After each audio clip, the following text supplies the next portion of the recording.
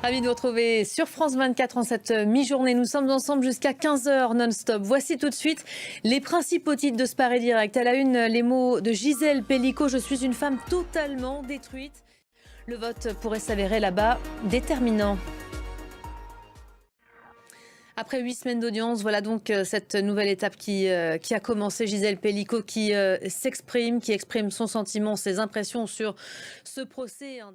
Voilà, on aura l'occasion d'aller plus loin sur ce dossier cette journée avec notre invitée du jour, maître Nathalie Tomassini, avocate spécialiste des violences intrafamiliales, sexistes et sexuelles. On la retrouvera donc à 13h, heure de Paris. Des images à présent qui nous parviennent du Liban. Le pays est au bord de l'effondrement, a dit ce matin la chef de la diplomatie allemande.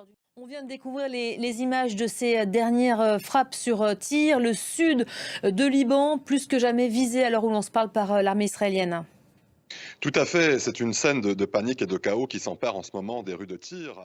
Merci beaucoup Sergent, en direct de Beyrouth pour France 24.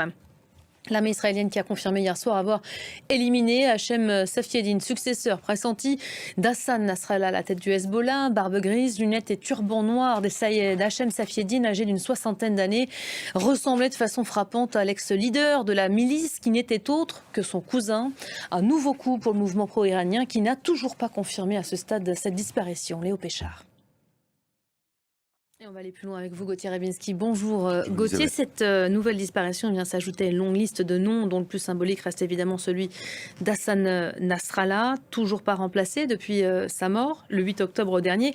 Qu'est-ce qu'il faut comprendre par là? Que la milice chiite a du mal à se reconstituer, qu'elle n'y arrivera peut-être jamais?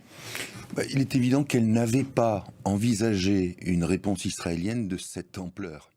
Merci beaucoup Gauthier Rebinski, qu'on retrouve dans le club France 24 aujourd'hui à 13h30 heure française.